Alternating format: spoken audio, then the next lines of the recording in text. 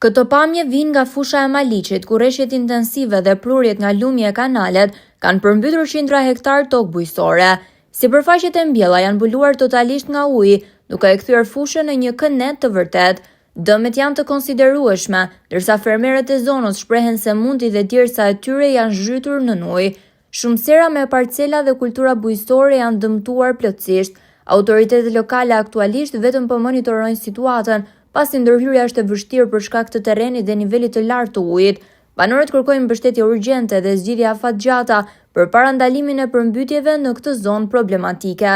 Fermerët e dëmtuar kërkojnë që qeveria dhe bashkia të vlerësojnë urgjentisht situatën dhe të nisin procedurat për kompensim të dëmeve.